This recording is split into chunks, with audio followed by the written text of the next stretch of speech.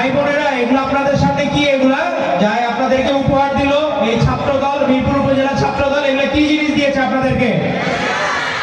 এগুলা কি গাছ? এগুলা কি ঔষধি বৃক্ষ? ফলজ বৃক্ষ। এখন ফলজ বৃক্ষগুলা একটু আমরা তাইলে সবাই মিলে দাঁড়াই, একটু গাছগুলো একটু তুলে ধরি। সবাই একটু দাঁড়াই, একটু গাছগুলো একটু তুলে ধরি। সবাই দাঁড়াই, একটু গাছগুলো তুলে ধরি প্রত্যেকের হাতে। আপনাদেরকে কেন দাঁড়াইতে বললাম? আমি আবার ডাক্তারও তো, 1 ঘন্টা পর পর 5 মিনিটের জন্য দাঁড়াইতে হয়, তাহলে ব্লাড সার্কুলেশন ঠিক থাকে। এই জন্য আপনাদেরকে দাঁড়া করাইলাম।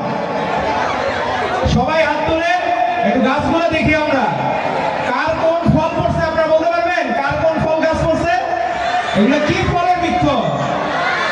এটা কি আম গাছ? এটা কি জাতের আম? এটা গাছ থেকে বলা যায়? যাক, আপনারা বসেন। আপনাদের অনেকক্ষণ বসেছিলেন, ব্লাড সার্কুলেশন ঠিক হলো। এখন আপনাদের যেহেতু আজকে এই কুইজের আয়োজন, আজকে আমাদের এই অনুষ্ঠানে প্রধান অতিথি হিসাবে আমরা একজন বীর মুক্তিযোদ্ধাকে পেয়েছি। এটি আমাদের জন্য অত্যন্ত গর্বের এবং আনন্দের, কারণ যারা ছিল বলেই আমরা এই স্বাধীন বাংলাদেশ পেয়েছি। যাদের জন্ম না হলে আমরা স্বাধীন বাংলাদেশ পেতাম না। আরেকজন মহানায়ক আছেন, যার জন্ম না হলে আমরা স্বাধীন বাংলাদেশ পেতাম না। সেই মহান স্বাধীনতার ঘোষক কে ছিলেন? আমাদের মহান স্বাধীনতার ঘোষক কে ছিলেন? আমাদের বোনরা কে ছিলেন ঘোষক? শহীদ রাষ্ট্রপতি জিয়াউর রহমান বীরত্ব। উনি যদি স্বাধীনতার ঘোষণা না দিতেন, তাহলে কি আমরা বাংলাদেশ পেতাম? আমরা পেতাম না। আপনারা যখন আপনাদের নাম লেখেন, নামের পরে কি নাম থাকে? পিতার নাম থাকে। পিতার নামের পরে কার নাম থাকে? এই মাতার নাম কে সংযোজন করেছেন আপনারা বলতে পারবেন? এই আপনাদের জায়গায় যদি আপনাদের নাম বাদ পড়তো, আপনারা যখন ভবিষ্যৎ প্রজন্ম নিজেরা মা হবেন, ছেলের তো অর্ধেক জিন বাবার কাছ থেকে আসে, অর্ধেক জিন মায়ের কাছ থেকে আসে। যদি আপনাদের অংশ না থাকতো, আপনাদের খারাপ লাগতো না? তো এই যে নাম সংযোজন করা, মাতার নাম, এটি সংযোজন করেছেন আমাদের আবাসীন দেশনেত্রী বেগম খালেদা জিয়া। তার জন্য একটি জোরে করতালি হয়ে যাক, যে উনি যদি এটি সংযোজন না করতেন, আমাদের মায়েরা বঞ্চিত হতো। আজকে সেই মায়েদেরকে বঞ্চিত করার একটি অপচেষ্টা করছে একটি রাজনৈতিক দল। আপনাদের শুনে রাখার জন্য, কারণ আপনারা আমাদের ভবিষ্যৎ দিনের আমাদের ভোটার, যারা নির্ধারণ করবেন রাষ্ট্র ক্ষমতায় কারা থাকবে। তাদেরকে আমরা জানিয়ে রাখছি, একটি ইসলামিক রাজনৈতিক সংগঠনের প্রধান উনি বলেছেন মেয়েদের কাজের সময় 5 ঘন্টা কমায় আনা দরকার। তার উদ্দেশ্য কি? তার উদ্দেশ্য হচ্ছে যদি মেয়েদেরকে আস্তে আস্তে বাদ দেওয়া যায় অফিস থেকে, তাহলে ছেলেরা বসতে পারবে। এটা কি আপনারা রাজি না রাজি না? আপনারা কাজ করতে চান কি চান না? আপনারা চান না এই দেশের এমপি মন্ত্রী হইতে? আপনারা চান না অফিসের প্রধান হইতে? আপনারা চান না সিইও হইতে? তো আপনারা চান, কিন্তু আপনাদেরকে বঞ্চিত করার জন্য একটি রাজনৈতিক দলের অসৎ উদ্দেশ্য আছে। তারা মেয়েদেরকে আস্তে আস্তে কাজ থেকে কমায় কমায় বলবে, আরে ভাই ওরা তো কাজ করে না, ওদেরকে বাদ দিয়ে দেই। তো আপনারা কি সেটি চান? তাদেরকে ঘৃণা ভরে প্রত্যাখ্যান করতে হবে, সবাইকে লাল কার্ড দেখাতে হবে তাদেরকে। এবং আপনারা আমাদের ভবিষ্যৎ দিনের ভোটার, আপনাদের জেনে রাখতে হবে 47-এ যারা পাকিস্তান চায় নাই, 71-এ যারা বাংলাদেশ চায় নাই, সেই অপশক্তি এখন বাংলাদেশের ওপর ছুরি ঘোরানোর চেষ্টা করছে। কিন্তু বাংলাদেশ মানুষ তাদেরকে গ্রহণ করছে না। তো তারা বিভিন্ন লেবাসে জান্নাতের টিকিট নাকি বিক্রি করা যায়। আপনি যে নামাজ পড়েন, আপনি আল্লাহকে খুশি করার জন্য করেন না, কোন রাজনৈতিক দলকে খুশি করার জন্য করেন। তো আপনাদের আল্লাহর উপর যদি আস্থা থাকে, এই যে আস্থা, সেটি 77 সালের সংবিধানে প্রথম সংযোজন করেছিলেন শহীদ রাষ্ট্রপতি জিয়াউর রহমান বীরত্ব। আজকে এই জুলাই সনদে তারা এই জামাতে ইসলামী এই দলটি বাদ দিতে চায়। সর্বশক্তিমান আল্লাহর উপর আস্থা। আপনারা কি চান?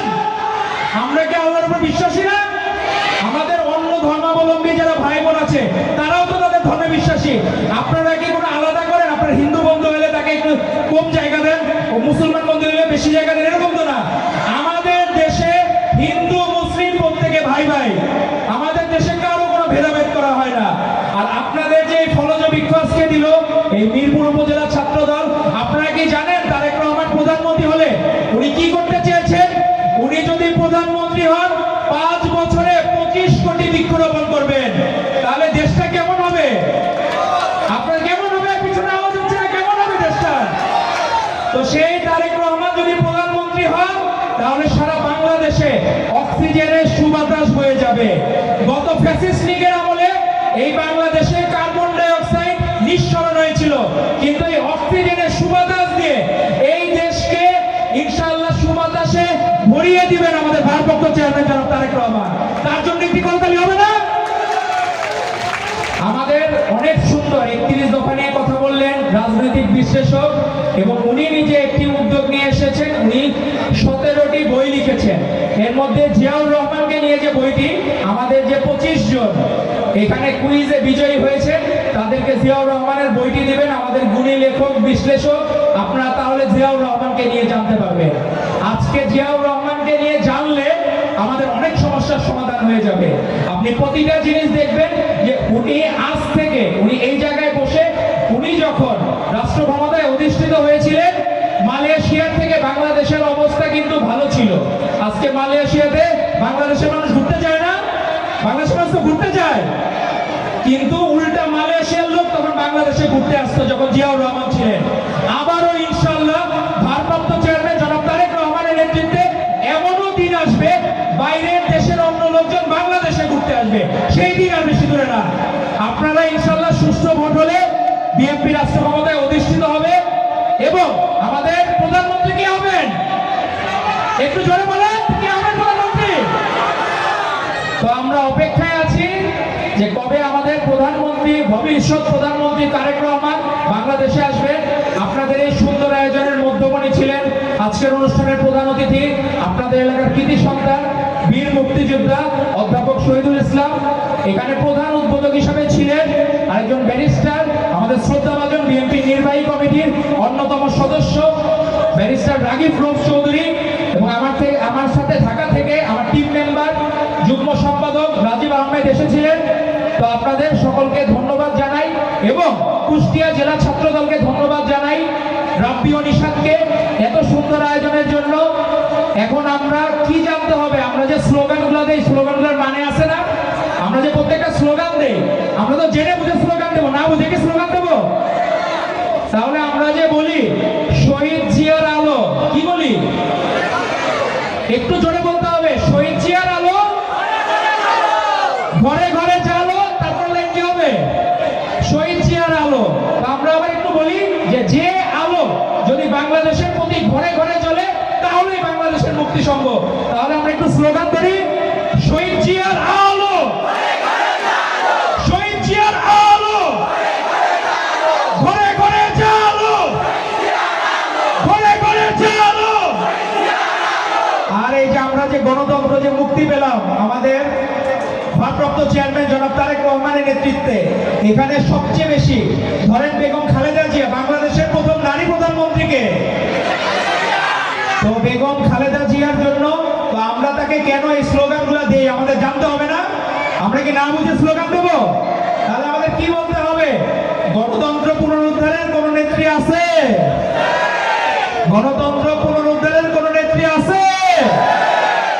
ওগুলো সেই নেত্রী খালেদা জিয়া, খালেদা জিয়া, খালেদা জিয়া, খালেদা জিয়া। আর তারেক রহমানকে আপনারা দেশে আনতে চান না? আপনারা সবাই চান তো? একটু হাত তুলি দেখি কে কে চান তারেক রহমান দেশে ফিরে আসুক। তাহলে কি বলতে হবে? এই দেশের এই মাটি, এত সুন্দর সুকোমল মাটি, কারো তো মন চায় দেশে আসার জন্য। তাহলে কি বলতে হবে? মা মাটি ডাকছে, মা মাটি ডাকছে, তারেক রহমান আসছে, মা মাটি ডাকছে। আরেকটা কি বলতে হবে? উনি তো জাতীয় বীর, কারণ উনি বাংলাদেশের মুক্তি দিচ্ছেন। তাহলে কি বলতে হবে? তারেক রহমান বীরের বেশে আসবে, বীরে বাংলাদেশে, তারেক রহমান বীরের বেশে